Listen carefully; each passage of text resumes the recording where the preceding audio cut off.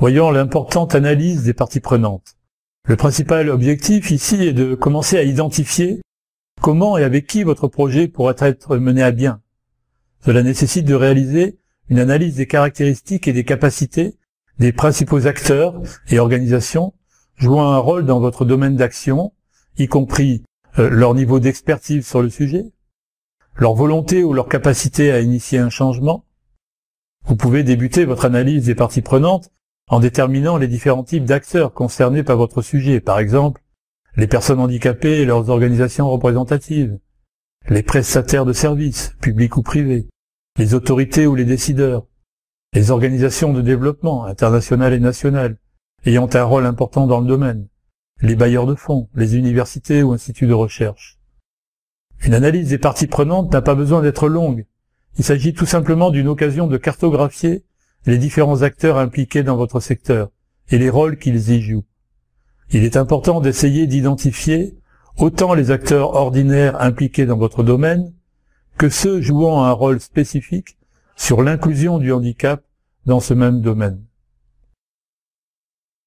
Vous allez faire à ce moment-là un véritable état des lieux du mouvement des personnes handicapées. Dans le cadre d'une analyse des parties prenantes, nous vous recommandons de consacrer un peu de temps à un rapide état des lieux du mouvement des personnes handicapées pour connaître les caractéristiques et les capacités des organisations de personnes handicapées dans votre contexte de travail. Cela vous orientera quant aux organisations avec lesquelles vous pourriez entamer un partenariat, ainsi que celles qui pourraient avoir besoin de votre soutien. Par exemple, vous devez savoir si certaines OPH travaillent actuellement sur la thématique que vous avez choisie, et de quelle manière. Il existe une fédération nationale d'OPH et comment elle est organisée. Les organisations de personnes handicapées travaillent en collaboration. Les organisations de personnes handicapées qui représentent leurs membres ont des contacts avec le niveau local, communautaire. Il existe une association représentant les femmes handicapées. Il existe des associations représentant la diversité des personnes handicapées ou si certains groupes sont sous-représentés. Des organisations de personnes handicapées ont travaillé avec d'autres ONG et ou avec des ONG internationales. Des OPH travaillent en réseau ou en partenariat.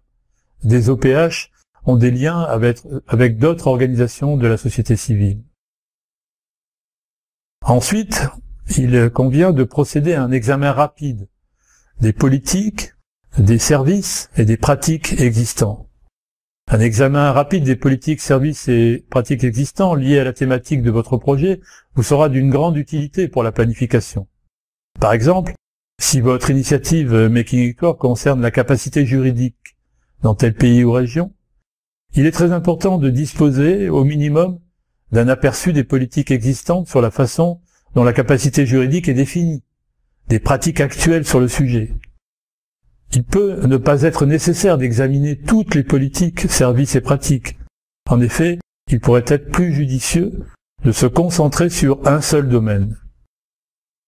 Voici quelques conseils que nous vous donnons en annexe sur le recueil d'informations dont vous aurez besoin pour votre aperçu de la situation.